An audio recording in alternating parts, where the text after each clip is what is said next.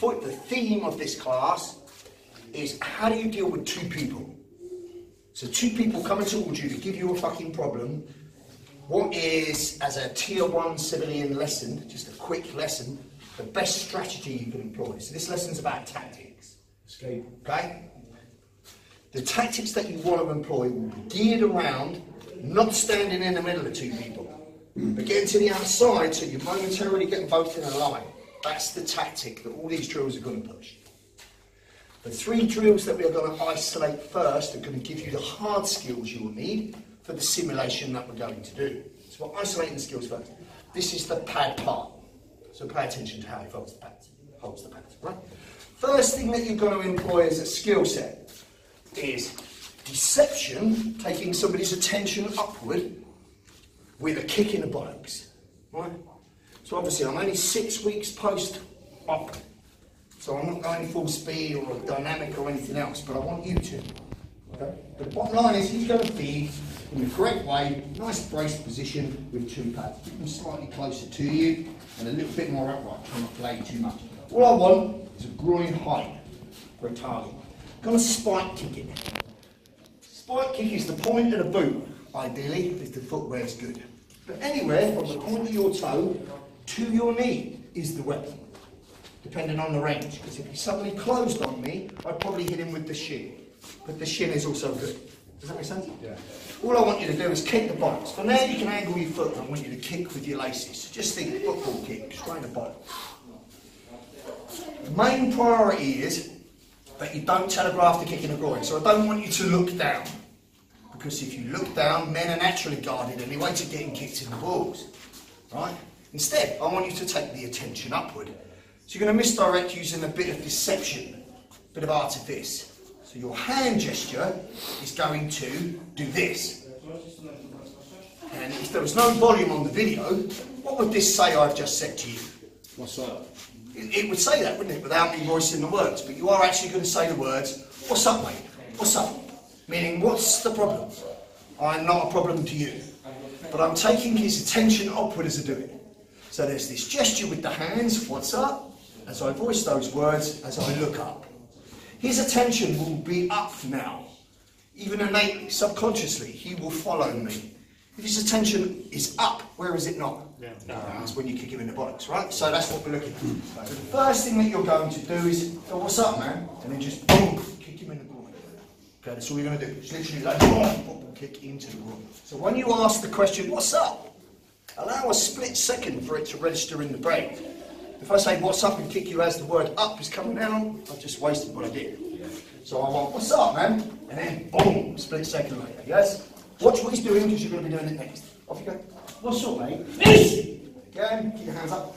Yo, mate, what's up? Yes! Right, that's what you're doing first. Pair up with your partner and you're simply flanking.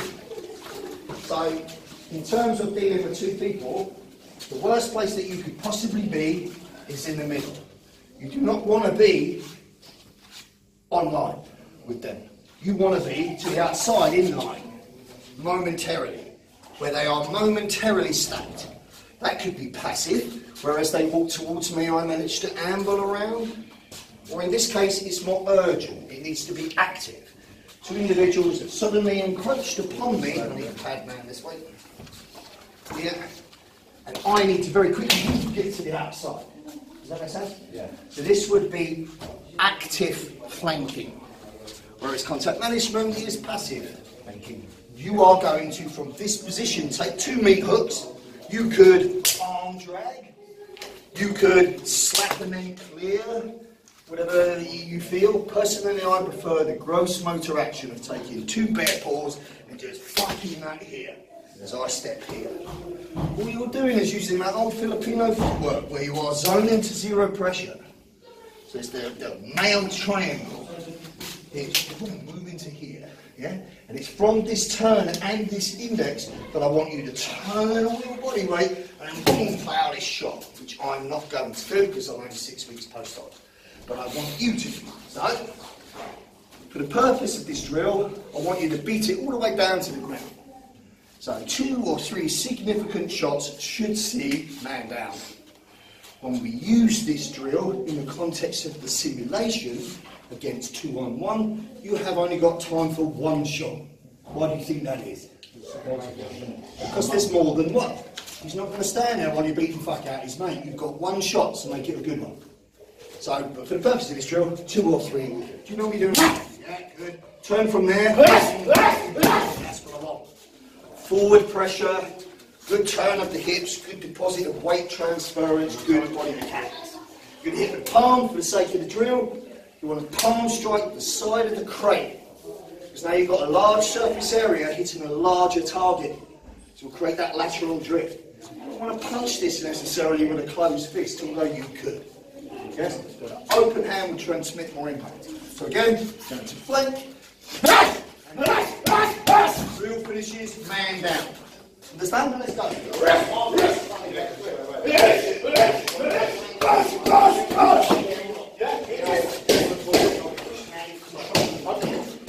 So do you want me to do the flank and then we'll go?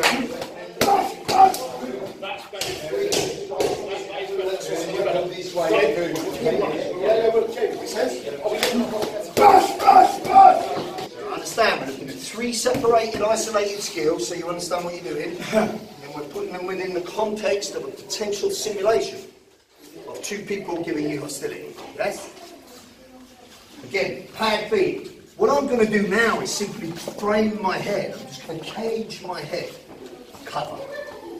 So instead of the natural flinch response, which sees you move back away from the source of agitation, right into the range where his hands or the weapon is most dangerous and still continuous, I am going to take that natural flinch dynamic, which is innate and instinctual, and marry it to a trained dynamic, which instead of this, sees me doing this, and instead of moving back, sees me crashing in, which is innately against what you want to do, because intuitively you want to move away from danger, right? So you need to train in, crash forward, into it, shut it down. So the principle of cover, crash, counter would apply to a weapon, impact weapon, edge weapon, and a hand.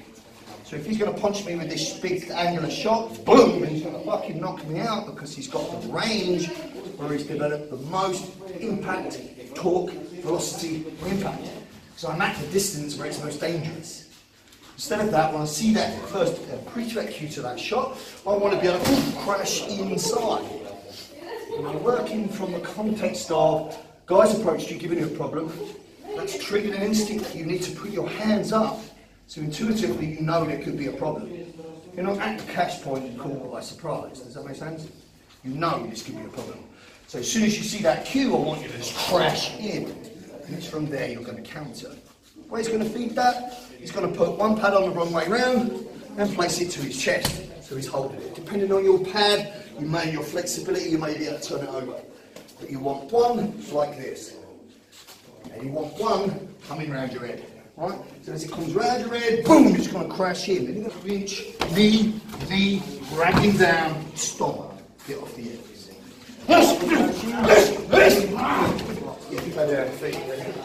All I want you to do then is just crash in, so you might just do that, and then throw the shot. Yeah, and then you hold it low with me. Straight to low line, yeah? Yeah, straight to low line.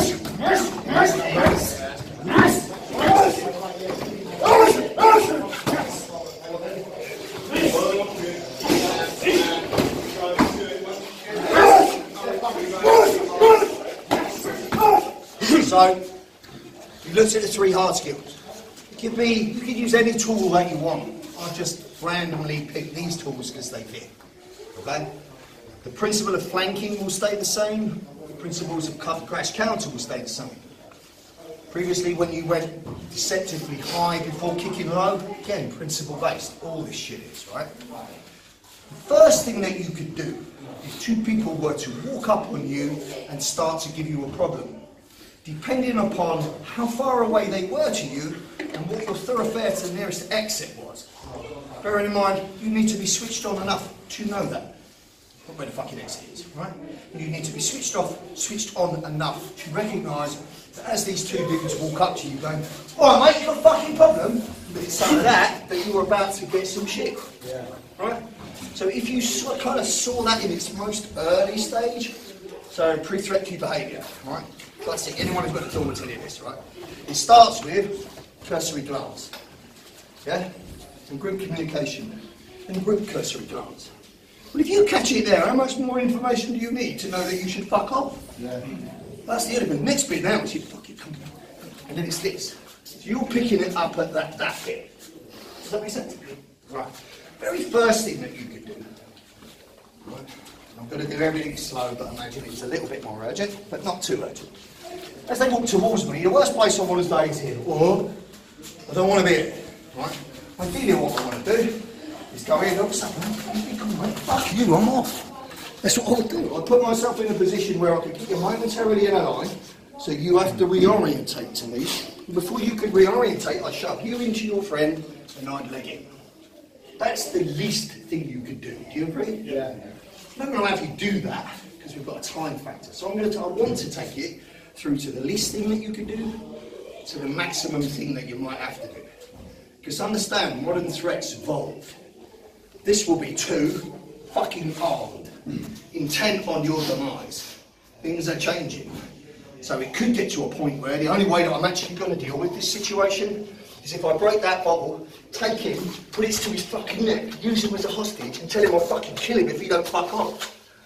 That would be the most severe tactic I would need to employ, wouldn't it, in this situation? So I'm trying to take you from the lowest to potentially the highest thing you might need to do. But it's all principle based and I want you to recognise the tactic. Does that make sense? Yeah. Right. So initially what you're going to do, we just switch sides. We're going to target your groin. You'll be using the pad, but you're not going to because I'm not going to. You're going to walk towards me and I'm going to contact manage you momentarily. And I'm going to go, man, what's that? Boom, kick you and fuck you this way while I go that way. Right? I'm really looking at kicking you in the groin or hitting you before your friend reorientates. And this is what you've got. You walk towards me here and I go here momentarily. Right, before you do that, there's a moment, a vacant moment, where you walk towards me here, I do this. There's a split second before you fucking come round or you come back. Split second, it ain't there for long. Chances are you've not got the time to dialogue, you might just have to nail him. You might just hit him. So what might be congruent is for you to walk towards, I go here, first I go boom, zap. And I hit the first one. But in this case, I want you to employ the hard skill that we used, which was the kick to the groin. Okay? So you're going to have two pads, actually you have the two pads, walk toward, and all you're going to do is contact manage. So that you understand this principle, which comes from South Narc, he deserves the credit for that, this principle of contact management, basically it means managing an unknown contact that's coming towards you that could be dangerous. So I want to gather enough intel from a safe position that can allow me to assess what to do next.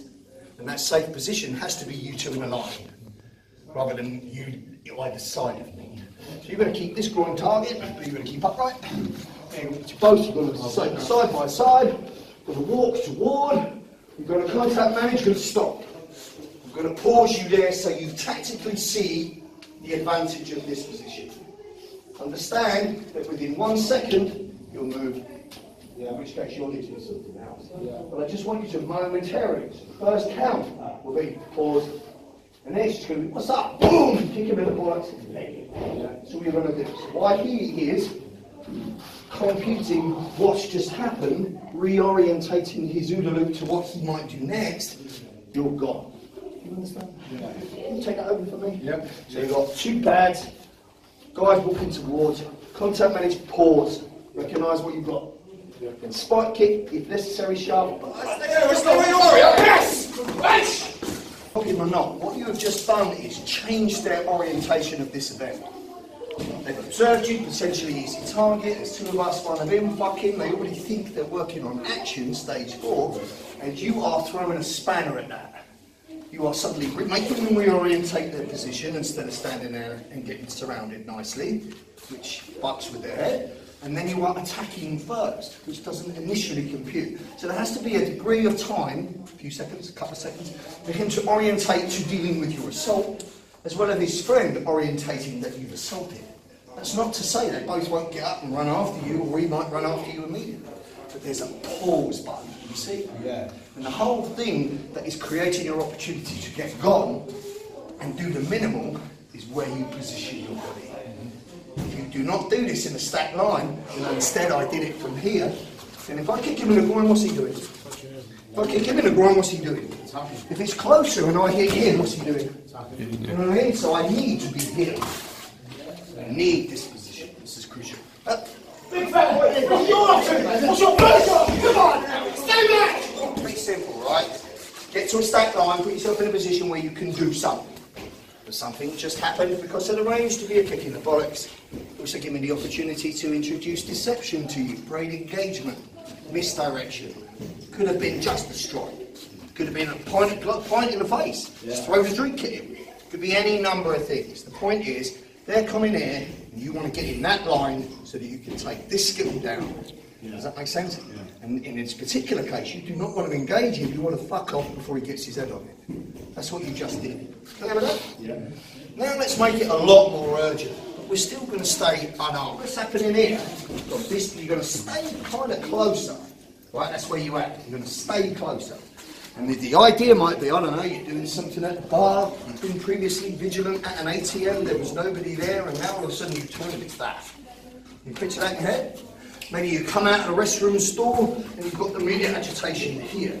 There's a slight window gap here that you need to exploit very quickly. So what you're going to do from this position, and you will start from here, is flank and drop his cuff. That's the first thing you've got to do, right? From there, he has to negotiate where he is. If he stays there, I'll just engage him. But for the purpose of covering what we did in the third hard skill, I want Bill to be throwing shot at me. This is where I have to cover, in-fight stack in case he gets up. Boom, put this in, put him down, and then move off, keeping you both in a line. Does that make sense? Yeah. What you are going to stay there for the flank. What you're doing, in point of fact, from here, right? I'm buying myself. Right? Turn round, it's this immediate hostility. I've not had time or approach to amble myself over there. Do you see the difference? Yeah. So before we passively flank, hey, what's the problem? This is passive flanking. Here, it's urgent. Yeah. So active flanking. There's a good chance that as I flank, I won't do it, I would boom, pop his shot in the groin just to get him softened up. And then from here, bam, I want to drop this fucker. Notice how he is now a barrier between him. If I could just fuck off here, why wouldn't you? Yeah. For the purpose of this drill, he's negotiating quickly, boom, I've got cover. Now what I don't want to do is get fixated, boom, boom, boom, in case Phil gets back up, recovers, my peripheral closure is done now. I'm looking, my 10 to 2 scope is now this, and now if he gets up and I don't see it, boom, you're not getting the fuck out. So what this trains you to do, because as soon as I've covered, here, I'm going to tactile. I've got to clinch. With side clinch, I'm taking him here. If I take him here now, I can feel him, which means I can free my vision to keep an eye on what he's doing. Does that make sense? So go through the whole thing one more time, right? So if he's here, I flank, bam, he's down. Now I negotiate him. As soon as I attach, I'm going to knee and move so that I can see him. See how I've still got this stack line? Yeah. Now I can do this, and now I can fuck off. In-fight stacking. When you flank quickly, you are stacking both in a line. This principle is called stacking. When I attach to him, then zone off to zero pressure, or zone and move, I'm still aiming to keep him in the line. Hence when we do drills like this, to get the practice, try to flank, but we're here. Why are we doing that? Because we're learning to cultivate the tactile sensitivity where I can feel him as I'm hurting him, which frees up my vision to maintain this in-fight stack line. Does that make sense? Yeah. I'm not trying to break it down for you, but that's basically what you're doing. So all you're going to do, flank, drop the first guy. Now, when we did the flank as an isolation, we put in 3 shots until man was down. Because it gave you, as a student, an opportunity for tool development. You could get some flight time in with reps. With one person, that's relatively good. But if it's 2 people, I put it to you, if his friend's more determined than you were, as I'm beating you down, you're not going to stand there. So you've got the time for 1 shot. Hence the reason you need to make it a good shot. So, if when somebody grabs the pad just in your hand, you flank and hit like a puff. I do not want you to fall down. I want you to stop the drill and say, no, I'm sorry, you hit like a puff. Let's go back to basics and develop some body mechanics and impact. But for now, I know most of the people in this room can fucking hit. So hit hard enough that would congruently allow you to recognise that this dude's going down. And that's the response you get. But you've got to earn it. He's not going to give you it. Because how tits up could this go if you just flanked and irritated him? Now he's on you and his mate's coming. Massively. You see how that could go bad? Yeah. So you're using another tactic, but in order for that tactic to work for you, you need to have the other ingredients. So flank, boom, solid shot. Cover crash count, second dude, in fight stacking using your vision, get to the exit. Got it?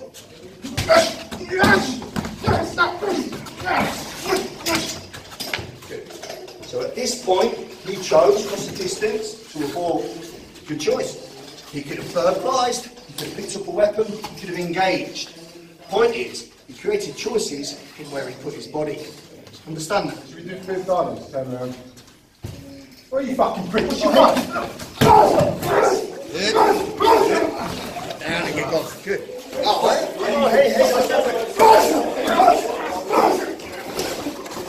Fuck off! Script ending, where he got up and he went fuck off, and then relaxed and then lets the drill.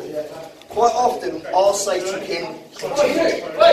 So I have spontaneity. So I'll say, tackle him. Just get up and go for it. Now you've got to negotiate with him before he gets up. See how you can play with it? Three goes in, you swap over. What can you do with that? Whoa. What are you doing with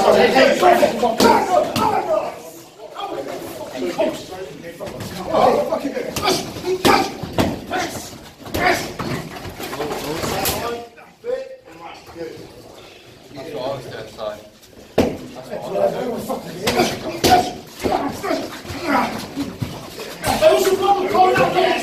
What's the problem? Oh!